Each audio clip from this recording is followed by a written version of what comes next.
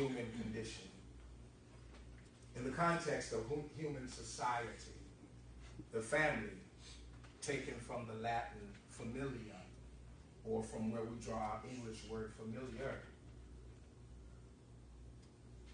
is a group of people that can be described or understood in three ways: consanguinity, affinity, and co-residence. Consanguinity, by birth or by blood. Affinity, relationships, traditionally through the means of marriage, but not resigned or reserved only for marriage, relationships in general. And then co-residence. It is the etymology of the English version of the word family. In most cultures and in most civilizations, the family is the central connection point for the cultivating and the contriving of what we call community. It is a system, I believe, that God established to set and to stabilize society.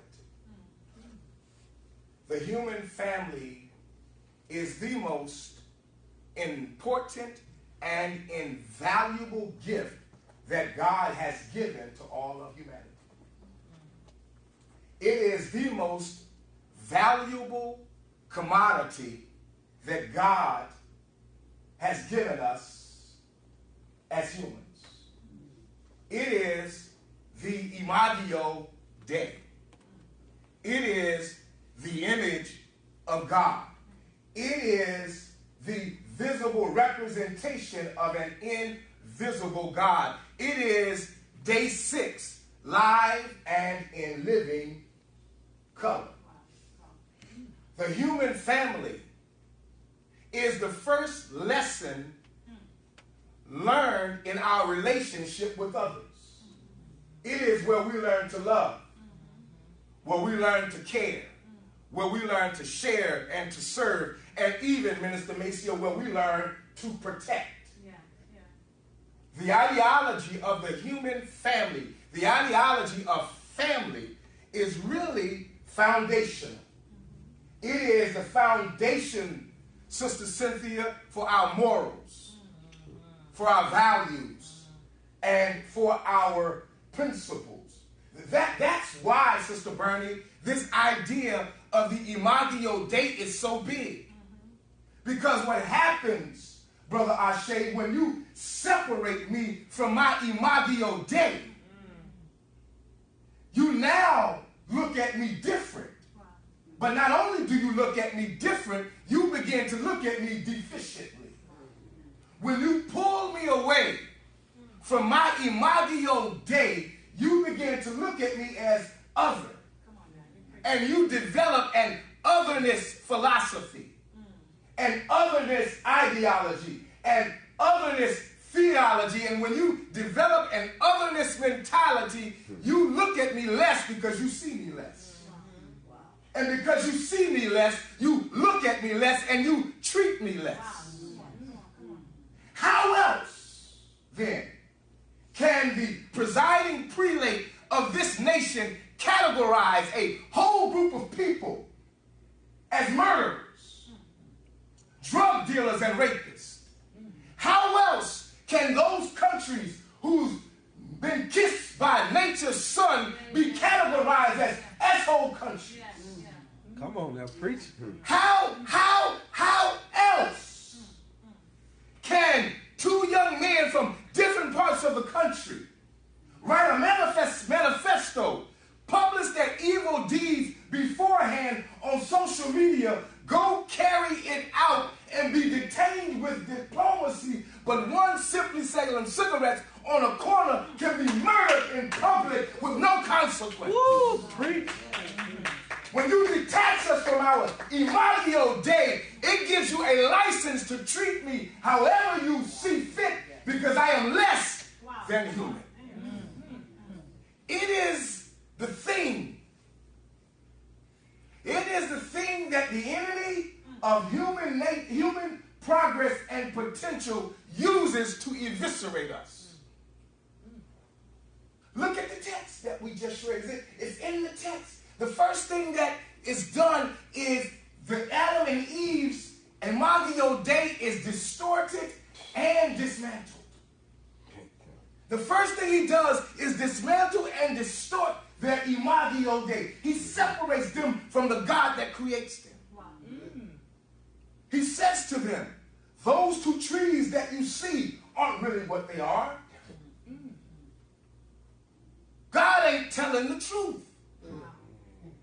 Fake trees. He knows that it will open your eyes and you will be like God. The first thing that the enemy of human progress and potential attacks in our relationship with one another is our identity and our humanity. Y'all reading the Bible with me? Go back to the text. It is after they eat that they move from viewing their bodies as beautiful to becoming stuck in shame. Right. And when the Creator comes to chill with them in the cool of the day, the text says that they are hiding from him and from one another because they have been separated from the one who made them. How am I going to hide from my parents? How do I feel shame in front of my mother and my father? How do I feel less than from the one who made me? They are hiding from their own Creator because they have been detached from their Imago Dei.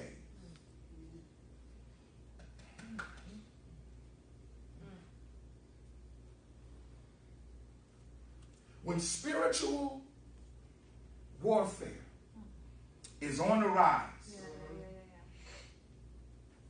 spiritual renewal is required. Because our spiritual stability has been shaken. How do I know it's been shaken? Because El Paso happened. How do I know it's been shaken? Because Dayton happened.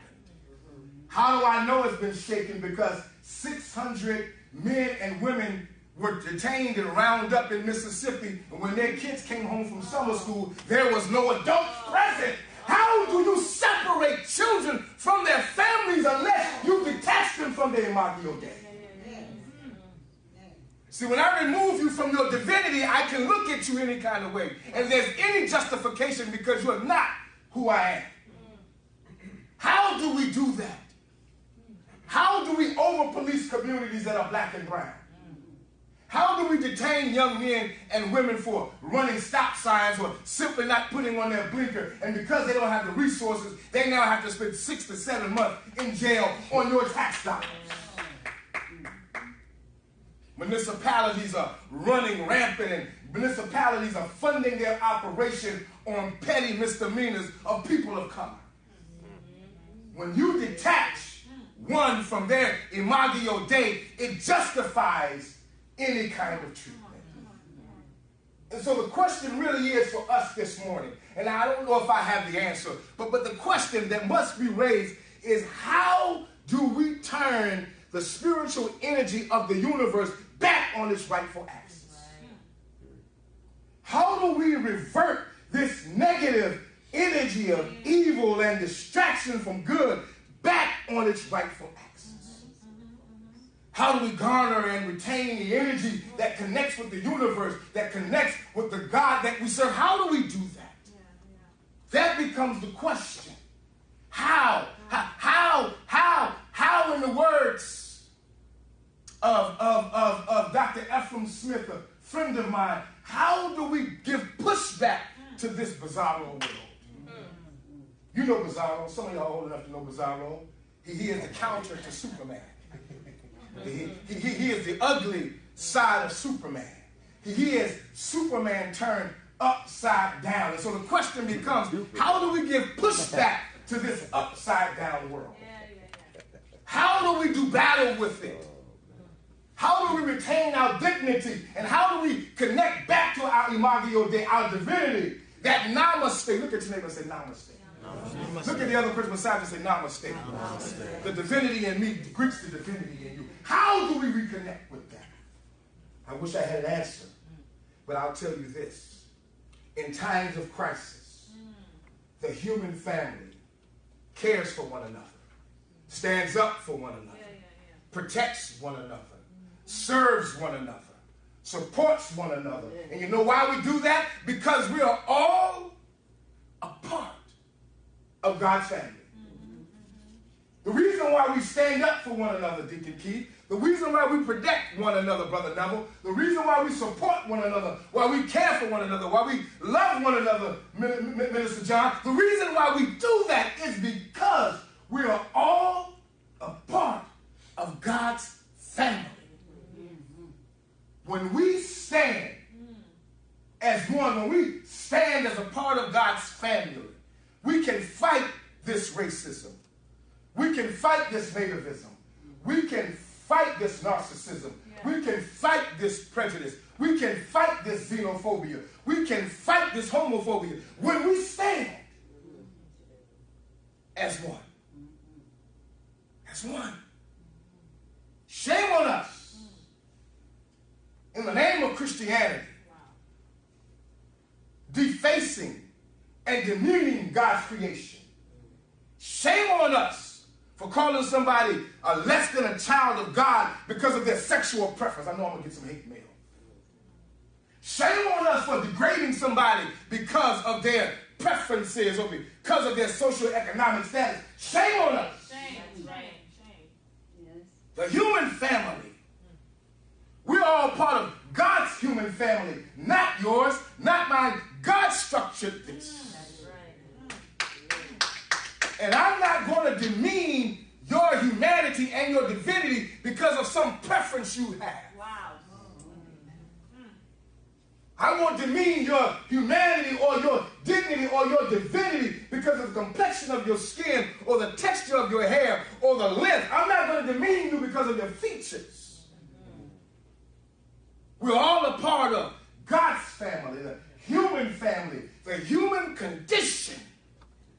We are living at the lowest common denominator right now.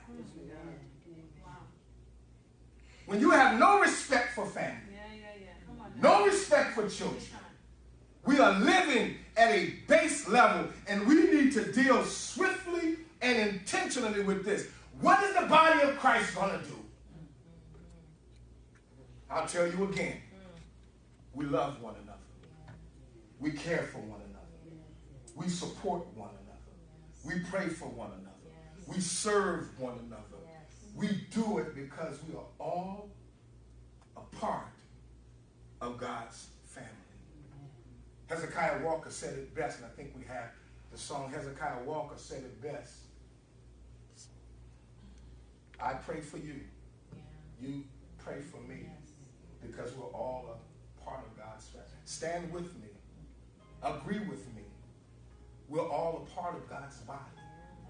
I need you, Sister Sophia, to survive. You need me to survive. We need each other to survive. It's that kind of relationship that will save and redeem humanity. Would you just hear that for just a few moments? Would you allow that to settle in your spirit? Allow that to prick your conscience.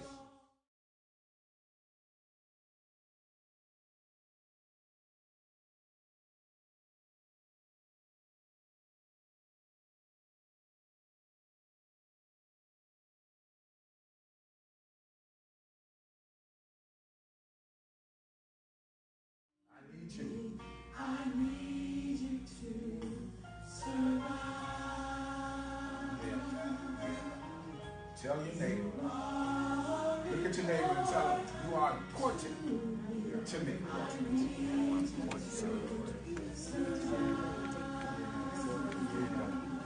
The human family needs you.